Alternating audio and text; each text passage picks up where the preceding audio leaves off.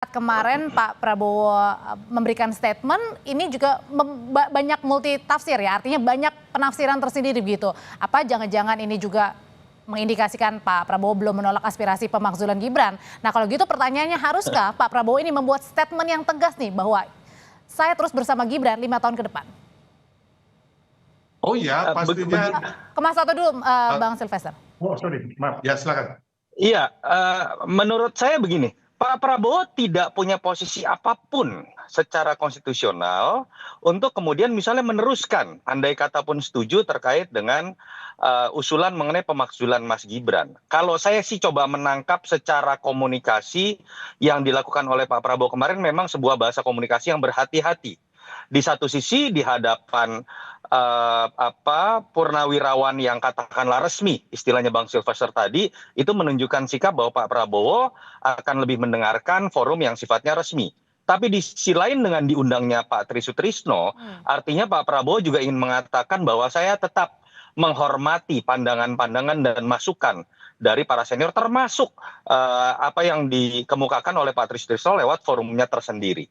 Jadi saya sih masih melihat ini upaya menetralisir. Nah, saya ingin mengomentari apa yang disebutkan oleh Bang Silvester tadi ya. Menurut saya nggak tepat lah, janganlah kemudian usulan-usulan seperti ini itu dilihatnya dengan logika argumentum ad hominem, bahwa siapa yang berbicara lalu punya kepentingan nggak usah didengerin, nggak bisa. Semua orang mau kalah pemilu, mau menang pemilu, punya hak yang sama untuk memberikan usulan. Yang perlu dilihat adalah argumentasinya, apakah konstitusional atau tidak. Jadi jangan kemudian menggunakan logika Bung Silvester. Kalau logika Bung Silvester dipakai, semua pendukungnya Ganjar sama Anies nggak boleh ngasih usulan apapun. Itu menurut saya juga logika yang salah. Tetapi saya ingin mengatakan bahwa alasan yang dikemukakan oleh forum yang mengusulkan poin ke-8 Gibran dimakzulkan itu nggak tepat kalau menggunakan argumentasi masa lalu yang sudah jelas walaupun kontroversial ya sudah kita Kalau harus gitu terima haruskah Pak Prabowo juga kenyataannya. membuat statement yang tegas, Mas Toto, atau lebih sering ini berdua tampil bersama Mas Gibran? Nggak perlu lah menurut saya kemudian jadi drama-drama harus sering tampil bersama-sama. Poin yang Pak Prabowo jalankan saja fungsinya, Mas Gibran jalankan saja fungsinya, sehingga keduanya itu tidak kemudian melanggar apa yang disebutkan di pasal 7 AUD 45, sehingga kemudian bisa jauh dari yang namanya pemakzulan. Saya juga tidak sepakat kalau pemakzulan didasarkan pada sebuah tekanan politik siapapun itu, mau militer ataupun sipil. Tapi ada poin penting, Audrey, yang ingin saya ingatkan. Kenapa sih keributan ini terjadi? Bukan hanya ini loh, ini kan rentetan dari isu matahari kembar, isu mengenai cawe-cawe, isu bagaimana positioning dari Pak Jokowi. Ini kan bermula bahwa betul Mas Gibran sah secara konstitusional, secara prosedural, tapi ini kan bermula dari kontroversi yang sampai sekarang saya ingin mengatakan walaupun sah tapi secara substansi demokrasi, majunya Gibran itu bermasalah dalam konteks etika demokrasi, sehingga kemudian ketika keberlanjutan diartikan sebagai harus menitipkan anaknya mantan presiden, yang terjadi adalah situasi sekarang. Ada ketakutan dari pendukung Prabowo atau masyarakat, diatur-atur nggak nih sama presiden sebelum? Ada nggak cawe-cawe dari presiden sebelum? Artinya Mas masih Gibran ada lebih loyal kepada kegelisahan mungkin di bapaknya atau sini. Prabowo? Betul, jadi dari sini kita belajar sejarah. Kita terima fakta bahwa Pak Prabowo dengan Mas Gibran dipilih, tapi jangan ulangi hal-hal yang melanggar etika, yang menimbulkan polemik tidak berkesudahan. Kasihan siapapun yang terpilih akhirnya menghabiskan energi seperti ini. Kalau gitu menurut Bang Silvester sendiri, apa hal yang bisa membuat isu ini diredam? Karena kan masih banyak isu-isu lain termasuk isu ekonomi yang perlu kita aspirasikan juga untuk dicari nih akar untuk penyelesaiannya seperti apa? Ya, jadi intinya sih memang kita menghargai semua kritik, semua pendapat. Siapa sih yang nggak menghargai? Kita negara demokrasi, siapapun boleh berbicara. Tapi kan intinya bahwa jangan sampai kritikan ini hanya buat mengadu domba. Itu loh, intinya itu. Ya, jangan sampai membuat kegaduhan. Kan kita sekarang udah gaduh nih. Gara-gara para pensiunan jenderal ini yang menurut saya ya kan memberikan poin-poin itu dibangun tidak berdasarkan fakta-fakta hukum gitu loh. Konstitusi kita yang baik itu bagaimana ya kan? Yang harusnya kan harusnya kita sama-sama para pensiunan ini, ayo umpamanya undang-undang perampasan aset, ayo sama-sama kita kejar agar digolkan, atau sekarang Pak Prabowo dan Mas Gibran itu ingin agar kita swasembada pangan gitu loh, swasembada energi, swasembada air. Bagaimana kita melihat Panglima TNI, Kasat.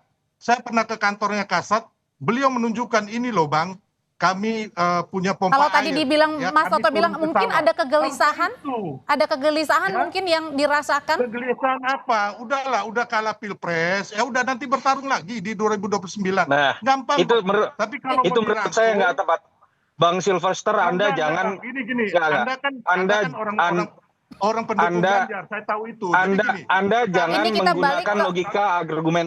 itu Anda kan kalau pendukung seperti Ganjar, ini Anda harus siapapun ngomong yang gitu. kalah Anda Saya- anggap tidak punya hak untuk bersuara. saya Logika Anda netral rusak, tau sebagai nggak anak Silvester? merah putih loh, Bang. Nggak bisa loh. Anda ngerti Nggak, nggak? Logika Anda itu rusak. urusan Abang. Hak Abang nggak usah. Anda uji Gini. argumentasi dari Forum Purnawirawan itu. Jangan lihat latar belakangnya. Bukan gitu loh. Poinnya ada Itu nggak aja. sekarang? Itu ada bermanfaat nggak buat bangsa Masa kita? yang boleh Kalau bersuara kita cuma diadu domba 58% gimana? dari suara pendukung Prabowo Gibran?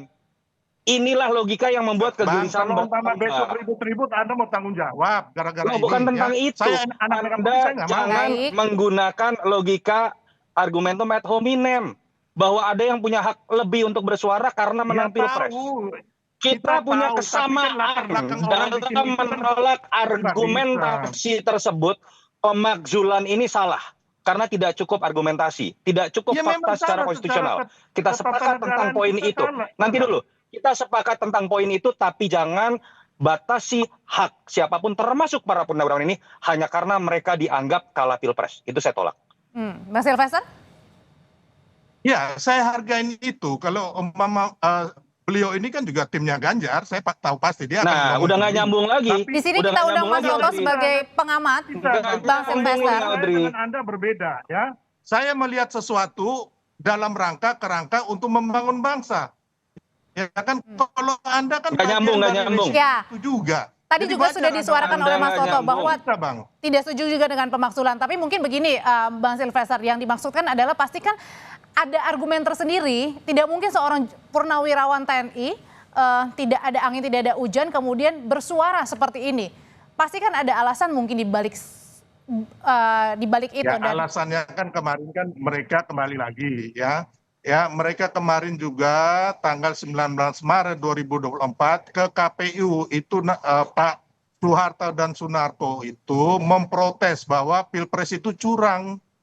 Gitu loh, ada latar belakang. Jadi nggak bisa juga kita abaikan latar belakang mereka. Audrey, saya gitu boleh loh. jawab nggak, Audrey? Ya, Apa yang mereka silakan. lakukan. Kalau Kecuali Silvester ada poin-poin yang menggunakan bermanfaat buat logika bangsa, seperti kita ini, sepakat, kita rapat. Silvester, kamu ingat nggak yang namanya tim Prabowo pun ketika kalah 2014-2019 melakukan protes ke KPU dan Bawaslu. Apakah Pak Prabowo dengan timnya kemudian pada saat itu dianggap tidak punya hak bersuara? Paham, Anda nggak Pak nyambung. Prabowo, tadi belum ada Kita di situ. bicara di sini, kita uji saja apakah Oke. argumentasi purnawirawan itu kuat atau tidak secara konstitusional. Jangan Anda bawa menang Ayo atau kita kalah. uji.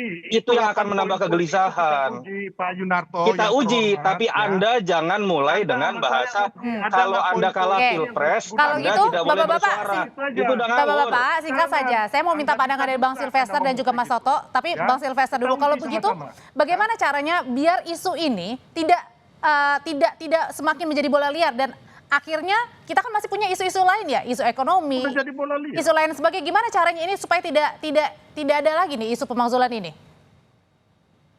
Atau Kalau buat diundang saya gitu, simpel. Mas Toto? Kalau buat saya, ketika Pak Prabowo bekerja dengan sebagaimana mestinya, memposisikan dirinya sebagai satu-satunya pemimpin, Mas Gibran memposisikan dirinya sebagaimana mestinya secara konstitusional, itu menurut saya juga dia akan menjauhkan dirinya dari pemakzulan. Tidak usah takut dengan tekanan-tekanan politik apapun, dan tidak usah Oke. juga pendukungnya itu kemudian kebakaran jenggot dengan kemudian memilah-milah orang yang bersuara kalah pilpres atau menang pilpres. Itu yang menambah kecemasan dan menambah sebuah kontroversi. Oke, intinya Kalau kerja itu ya. dijalankan dengan baik, bekerja, ya sudah. Oke. Begitu pula pendukungnya menurut saya lebih banyak berbicara mengenai kerja dari presiden dan wakil presidennya dibandingkan bernostalgia masa lalu tentang siapa yang kalah dan menang pilpres seperti yang disampaikan oleh Bung Silvester tadi. Bang Silvester. Hal-hal gini nih Audrey nih Anda ini yang bikin apa ya? yang tidak ada menjadi ada karena budaya menjilat tadi. Janganlah, gitu. Ada ngomong aja. Pak Prabowo itu mandiri, tidak dicawe-cawe. Nah, kita kembali ke tema hari ini, Bang. Kita balik ke tema hari Ya, ini. jadi intinya gini, kalau saya sebagai anak bangsa Merah Putih, ayo para purnawirawan kita duduk. Mana poin-poin ini yang bisa untuk membangun Jadi bangsa, perlu ada bermanfaat ketemu buat bersama, bangsa Bang kita. Sylvester. Oh ya, Yang kemarin belum cukup berarti. Terus yang kedua, ayo kita sama-sama ya kan mendukung agar mengusut koruptor dan undang-undang perampasan aset dan uang kartal ini disahkan. Terus yang kedua, ayo kita sama-sama turun ke sawah bersama Panglima TNI, Kasat untuk masalah pengairan, pupuk dengan Pak Prabowo agar kita bisa swasembada pangan, swasembada kedaulatan di bidang pangan, energi dan air. Itu yang kita inginkan. Mari sama-sama kita membangun bangsa. Jangan bikin kegaduhan gitu loh. Perlu duduk bersama nggak sih, Mas Toto tadi dikatakan Bang Ya Sylvester? perlu, nggak ada masalah, perlu. Mas Toto? Kita Ya bagaimana pilihkan. mau duduk bersama kalau kemudian orang baru berkomentar lalu dikatakan kalah pemilu. Itu menurut saya yang seharusnya kita lepaskan.